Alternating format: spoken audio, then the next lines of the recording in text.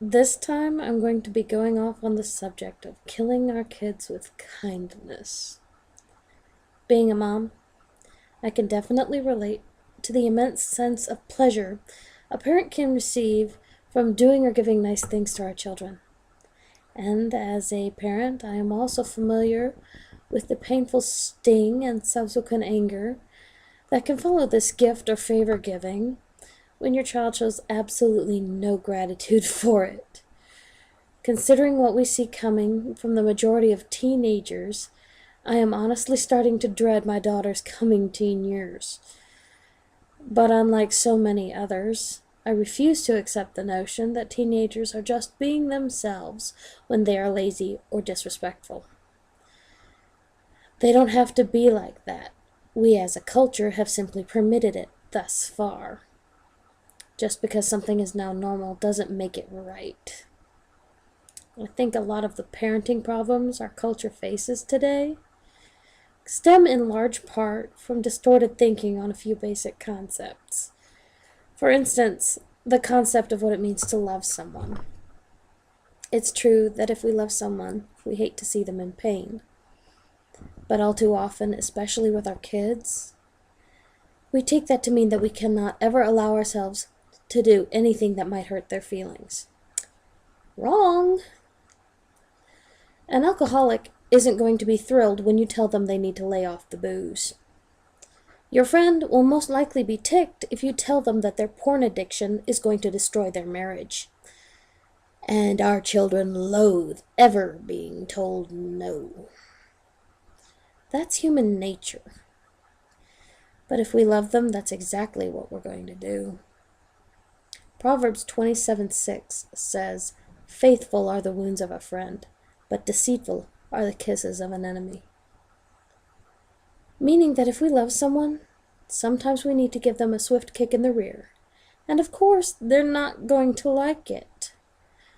Hopefully, in time, they will come to develop some sense and thank you for at least trying to stop them from diving off the cliff of self-destruction. Contrary to popular belief, love is not a feeling, nor is it something you accidentally stumble upon. Better words for that are fascination, captivation, or of course, infatuation. If you want a better understanding of what it means to love your children, or anyone else for that matter, look to the word devotion instead for a clearer picture. You can love someone that routinely drives you up the wall. You can be crazy angry at them and still love them at the same time. The best way to tell whether or not you love someone is by examining how far you are willing to go for their good, how self-sacrificing you are for their sake. And before any goobers go there, no, I'm not talking about being a doormat. That doesn't prove you love someone, that proves you're an invertebrate, because you clearly have no spine. Another misconception is the oft-repeated lie that we tend to tell ourselves and our children that we'll always be there for them. No, it doesn't work that way. You know why? Because we're mortal. Eventually, we all die. More often than not, the parents die first. So it's our job to teach our children how to stand on their own 2 feet. If we do not push them to learn self-reliance while we still can, then what will happen to them after we finally kick the bucket? Society, or some sucker of a significant other, will end up having to deal with yet another overgrown child that has no idea how to take care of themselves. That will only breed hostility for your child. Is that honestly the kind of future you want for them? And what is a rant on the topic of parenting errors without addressing the all-important issue of self-esteem?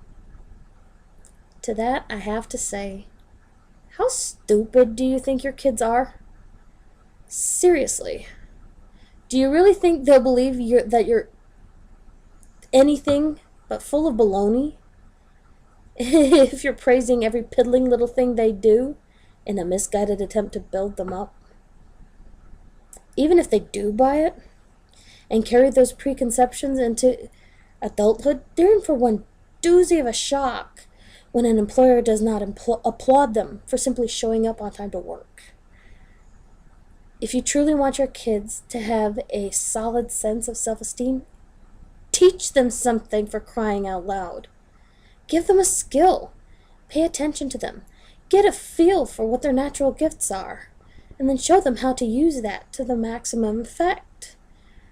If you can't see how genuine accomplishment can build your child up, then you're beyond any help beyond the divine variety. Another problem that we have is the ingrained abhorrence we have for negative reinforcement. The concept of punishment is a major no-no these days. The P word is a dirty word, after all. If we love our kids, surely all they would need to want to behave well is praise for doing good things and a gentle word when they are naughty. But we don't even want to use the word naughty. It sounds so condemning. I have to admit, I find this attitude as hilarious as I do frustrating. The public school systems are saturated with this kind of thinking. Grade schoolers are being made to write what they did wrong in a logbook while having a couple of moments of think time. Parents and teachers alike seem to make the assumption that children will naturally choose to behave themselves simply because someone asks nicely. It makes me wonder how much these so-called experts actually know what children are like. Sometimes the only way to correct aberrant behavior is to make it decidedly unpleasant to practice it. This is by no means a comprehensive coverage of common parental mistakes. Maybe I'll go into more detail in a later video, maybe not. We'll see. The main thing I hope anyone takes away from this is the idea that too much kindness towards our children may actually be a cruelty. We'll all continue to make our share of mistakes. Duh. But I think we as parents will do a much better job if we keep in the forefront of our minds that while friendship with our children can feel nice for a time, our primary job is to get them to where they don't need us anymore. That way, we can have a real friendship with them when they are adults, a friendship untainted by contempt for one another or resentment for debts between family members. I know, this all sounds pretty weird, at least to a lot of people out there. Thanks for putting up with another rant, especially one with the funky lighting from the middle of the night. Oh well, anyway, thanks, you've been a great audience. Have a nice night.